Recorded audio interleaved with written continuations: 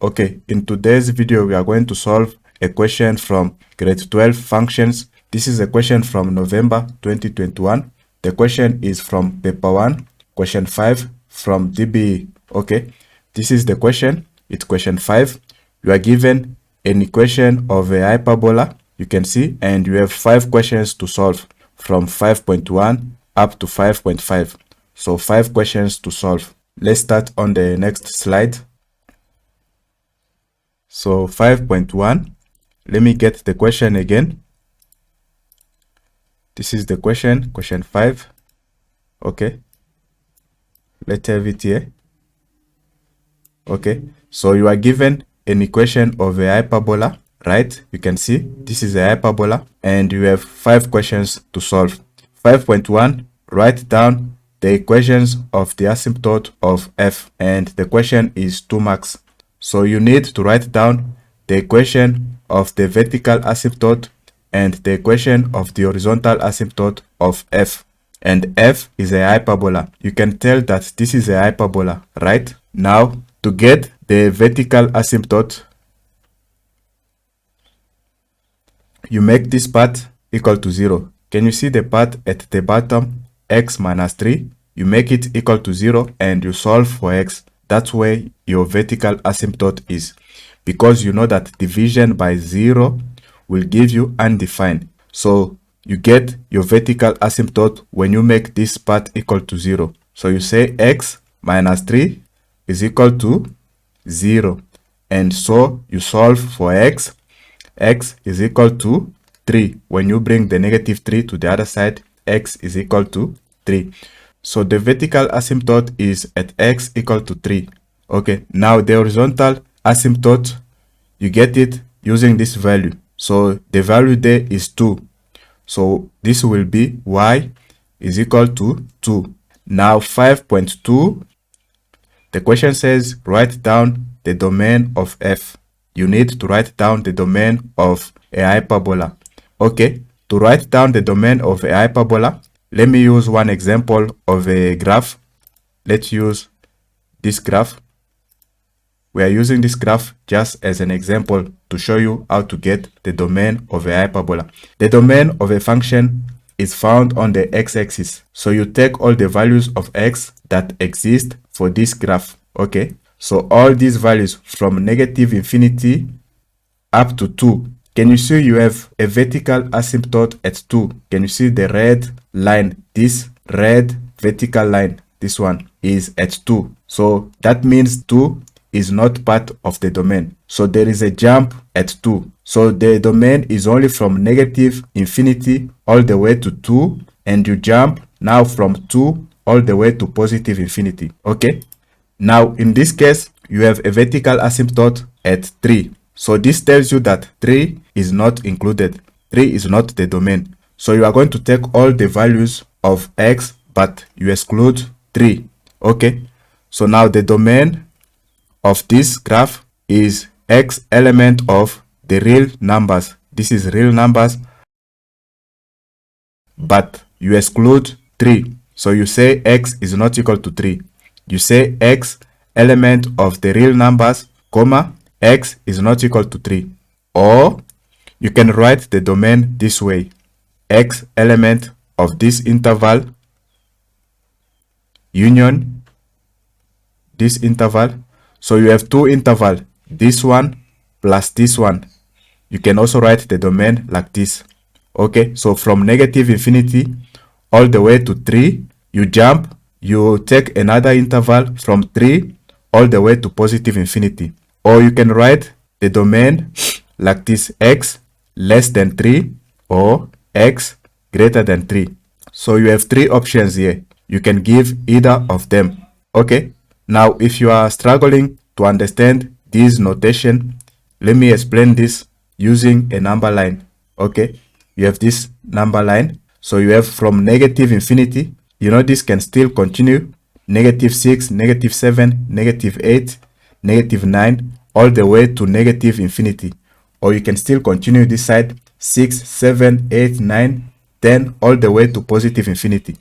Now, to understand the first notation, we said that x is element of real numbers. Real numbers means all these values are part of the domain, all the values, but you have a comma there. X is not equal to 3. This is not part of the domain because you have a vertical asymptote at x equal to 3. So you take all these values, but you exclude 3, right? This is what this notation means. And this one, x element of this interval union this interval. It means that you have this interval plus this interval. So you start from the left to the right when you want to write this notation. So from negative infinity all the way to 3, right? This is what I wrote here. Union from 3 all the way to positive infinity. So you make sure you have round bracket there. Don't put square bracket. You have round bracket there, which means that 3 is excluded or 3 is not part of the domain. This is why I have round bracket. And you also have round bracket at negative infinity and also at positive infinity. You have round bracket because, you know, infinity is not like a number that you know, because this still continue. When you look at the graph, it will still continue all the way to negative infinity, even all the way to positive infinity. That's why you have a round bracket. You don't know what infinity is. It still continue. It's still getting big and big and big. This is why you must have a round bracket there. Or you can write the domain as x less than 3 or x greater than 3. You can see less than 3, you have all these values before 3, and x greater than 3, you have all these values after 3, right? Okay, I think that's enough. Now let's move on to the next question. Now 5.3, let me get the question again.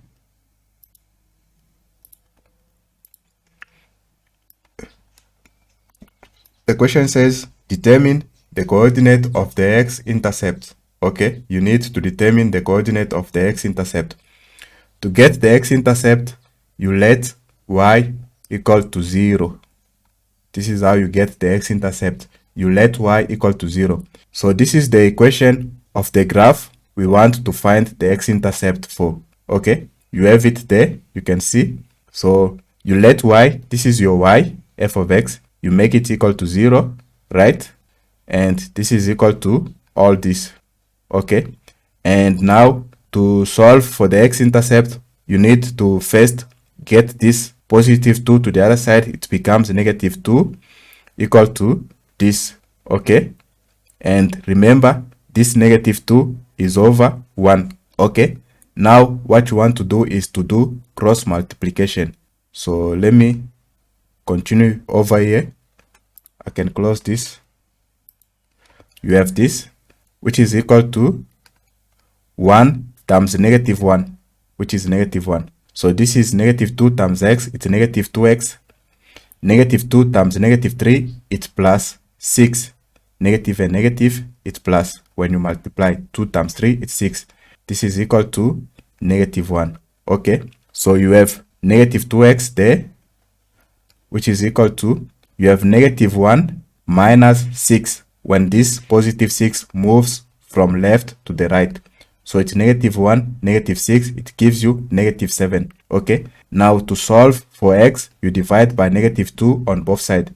You divide by negative 2, you get x is equal to, you divide this by negative 2, you get 7 over 2. You know that negative divided by negative is positive, so you remain with 7 over 2. Okay, now the coordinate of the x-intercept, you write them like this, right? You have 7 over 2 and 0, or you can write it like this. You have 3, 5 and 0. Remember, at the x-intercept, y is 0. This is why I have 0. And the second coordinate is your y. The first coordinate is your x. Now let's move on to 5.4. Let me make a line here. So I'm going to do 5.4 here. Let's get the question again. What is the question saying? This is question 5. The question is 5.4.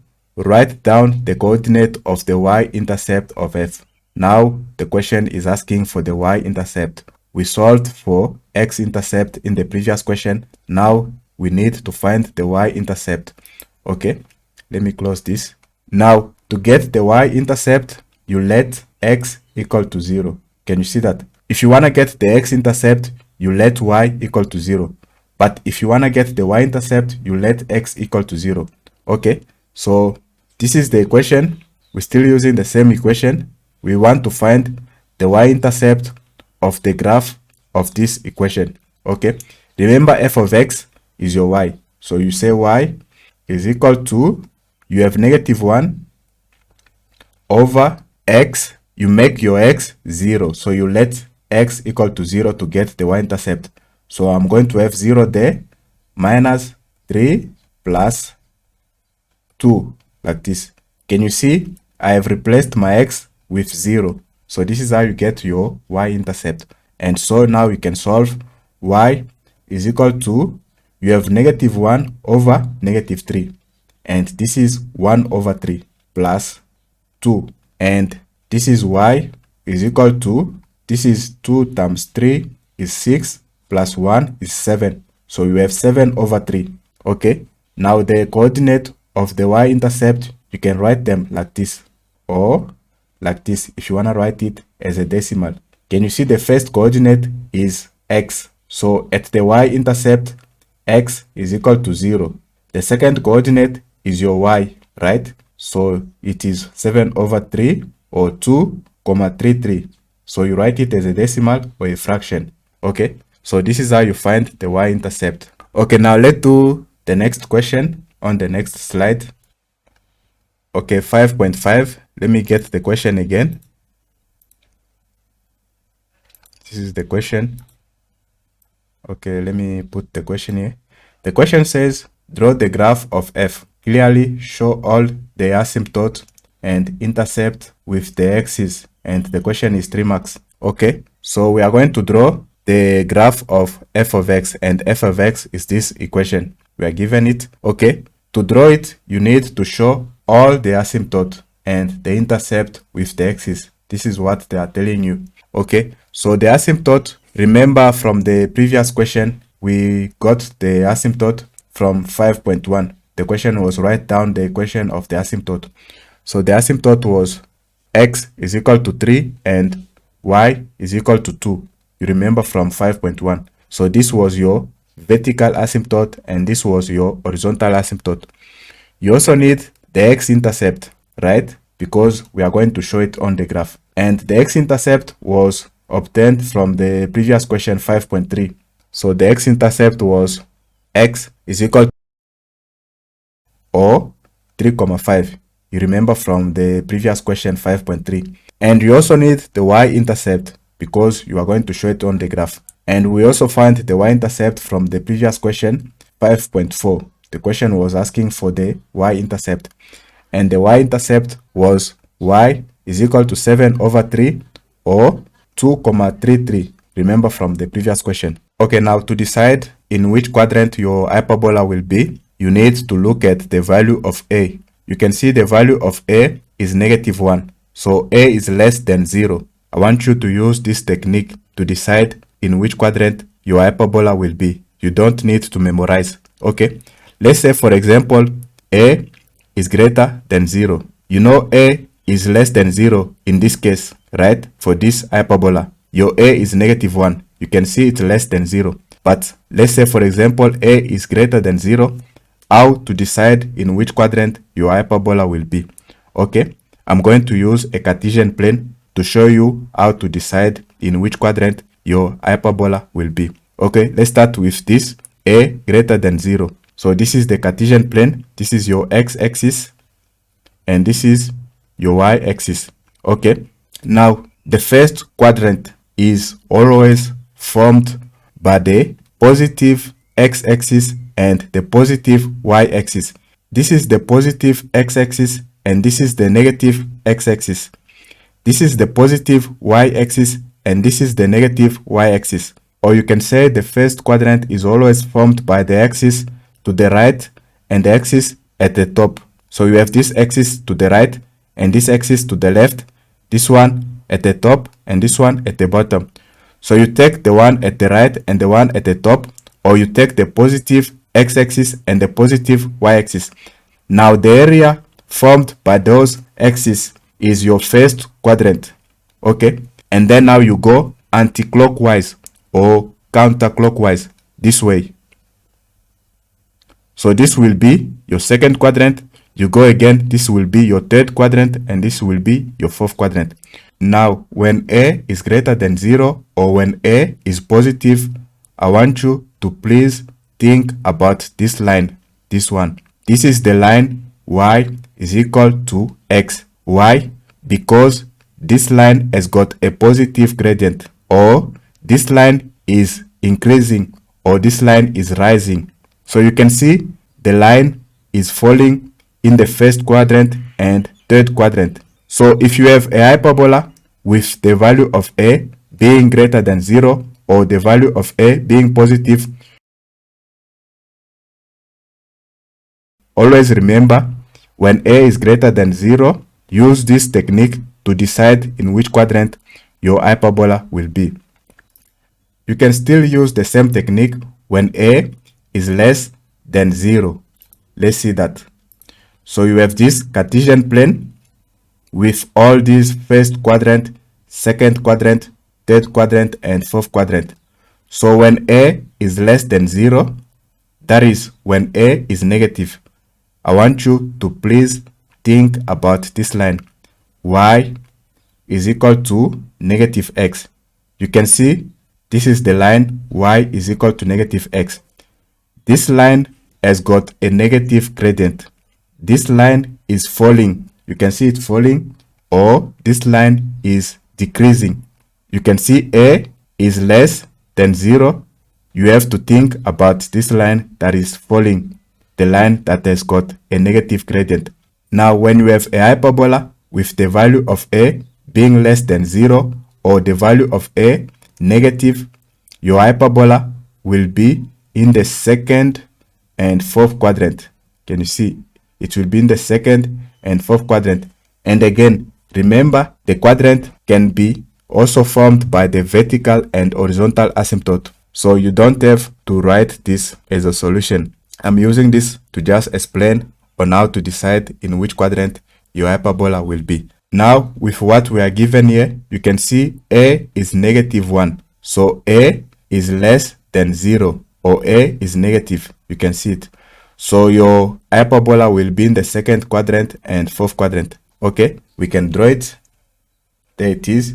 You can see. Now you can see the quadrant here are not formed by the y-axis and the x-axis. The quadrant are formed by the horizontal asymptote and vertical asymptote. So this is the first quadrant, second quadrant, third quadrant, and fourth quadrant. Now this technique still applies even in this case. You can see your A is less than 0 or your A is negative.